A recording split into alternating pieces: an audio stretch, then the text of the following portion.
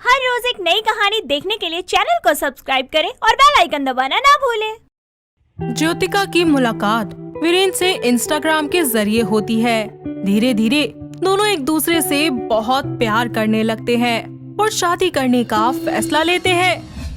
कुछ ही समय के बाद दोनों अपने अपने घर वालों को शादी की बातचीत करने के लिए एक होटल में मिलवाने ले जाते हैं। दोनों के घर वालों को ज्योतिका और वीरेन एक दूसरे के लिए पसंद आ जाते हैं। तभी वीरेन की माँ अंजना ज्योतिका की माँ शिल्पा से बोलती है, शादी तो बड़े धूमधाम से होगी इनकी। आखिर मेरा इकलौता बेटा जो है वीरेन। जी हमारी भी एक ही बेटी है। शहर का सबसे बढ़िया बैंकेट हॉल बुक करेंगे हम तो। पर आप तो जानती ही हैं कि 10 बजे के बाद नाच गाना नहीं हो सकता। शहर के डीएम का ऑर्डर है। आप चिंता मत कीजिए, सब ठीक होगा। कुछ ही दिनों में उनके घर वाले उनकी सगाई करवा देते हैं। पूरे घर में खुशियों का माहौल होता है।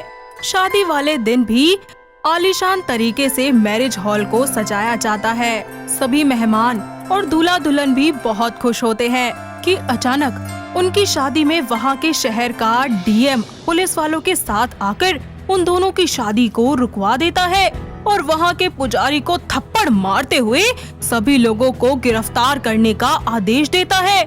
तभी डीएम से वीरेन की माँ अंजना बोलती है, आप शादी कैसे रुकवा सकते हैं? हमारे पास परमिशन लेटर है। 10 बजे के बाद कोई परमिशन लेटर काम नहीं करेगा। आपको नहीं पता 10 बजे के बाद शहर में गाना बजाना मना है।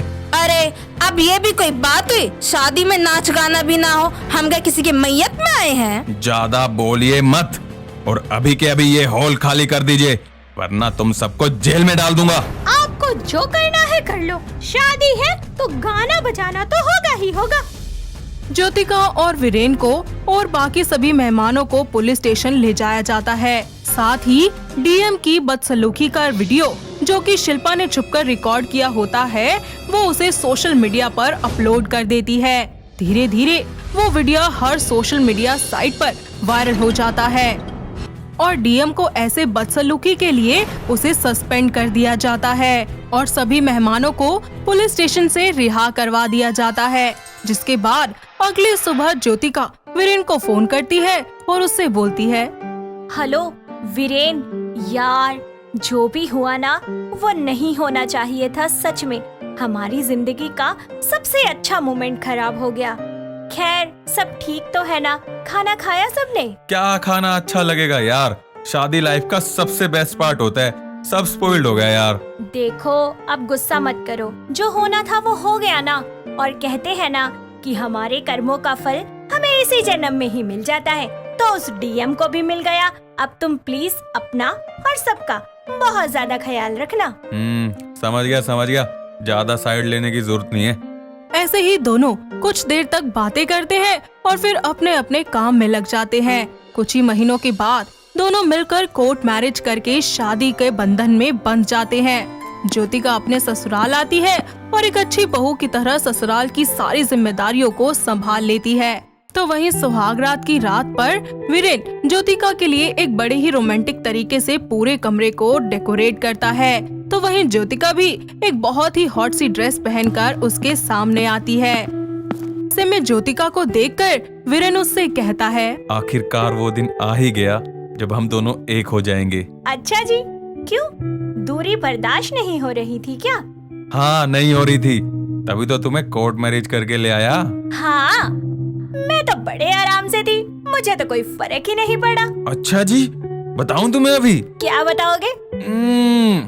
लव यू सो मच यार, अब मैं तुम्हें अपने आप से दूर कभी नहीं होने दूंगा। अच्छा जी, देख लेना 4-5 महीने के लिए ना अपने मायके चली जाऊंगी अब मैं। इतना लंबा क्यों? माँ से ही तो मिलना है, सुबह जाना शाम को लौट कर आ जाना, इससे ज्यादा कुछ नहीं चलेगा। मैं पक्का कह देती हूँ, जाऊंगी ना तो आऊंगी नहीं जल्दी से वापस। अच्छा, इतनी जल्दी है क्या तुम्हें मुझसे दूर जाने की? मेरा बाबू गुस्सा हो गया। अरे मैं कहीं नहीं जा रही। इसी तरह कुछ दिन बीत जाते हैं।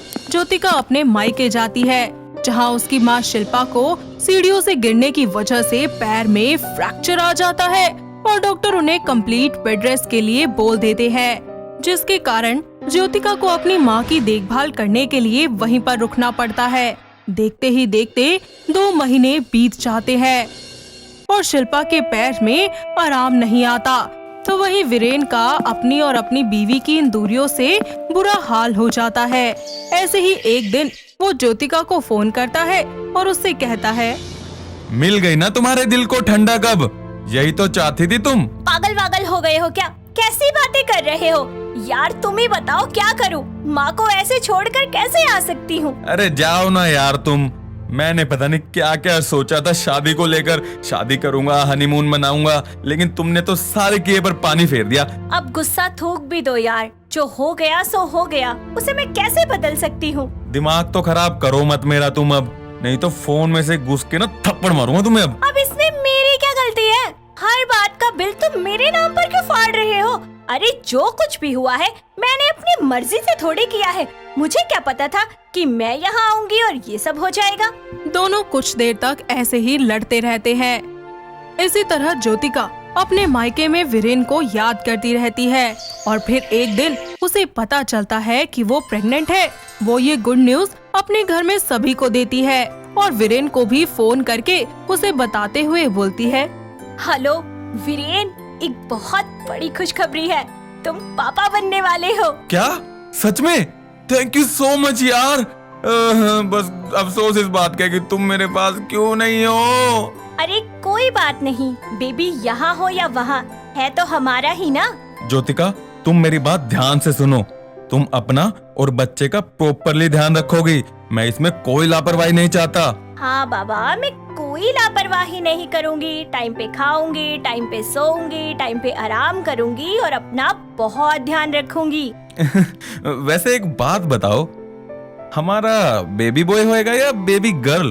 भगवान जो भी दे, मुझे तो सारे बच्चे अच्छे लगते हैं। हाँ, बच्चे तो सब अच्छे ही होते हैं। कुछ दिन यूं ही बीत जाते हैं और ज्योतिका टाइम टू टाइम अपना प्रेगनेंसी चेकअप करवाने लगती है। और फिर एक दिन ज्योतिका की सास अंजना उसे फोन करके बोलती है, बहू मैं वीरेन को भेजूंगी कल तुझे लाने के लिए। हमारा रिवाज है, बहू का पहला बच्चा ससुराल में ही होता है। पर माँ जी, इस हालत में ऐसे आना जाना ठीक है क्या? दोनों सास बहू इस बात को लेकर बहस करने लगती है।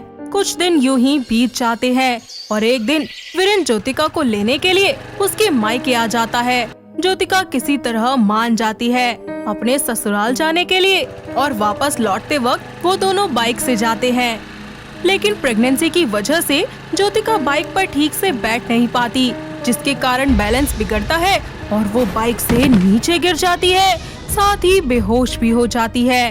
वीरेन किसी तरह उसे हॉस्पिटल ले जाता है। थोड़ी देर के बाद वहाँ अंजना आती है और रोते हुए कहती है, हे भगवान, मुझे माफ कर दीजिए। काश कि मैंने अपनी बहू की बात मान ली होती। अगर उसकी बात मान ली होती तो आज मुझे ये दिन ना देखना पड़ता।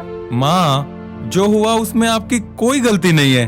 भगवान के आगे भला किसी की चलती है क्या?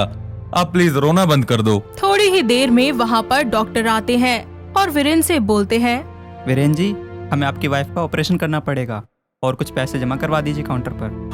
हाँ चलिए डॉक्टर। वीरेन डॉक्टर के कहे अनुसार सब कुछ कर देता है।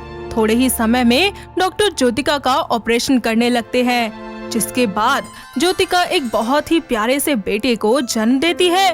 तो वहीं वीरेन और जीविका जब उस नन्ही सी जान को अपनी गोद में लेते हैं तो उनकी खुशी का ठिकाना नहीं रहता। इस सब के बाद वो तीनों मिलकर बहुत सारी सावधानियां बरतते हैं और खुशी खुशी अपने परिवार के साथ अपनी जिंदगी में रहने लगते हैं।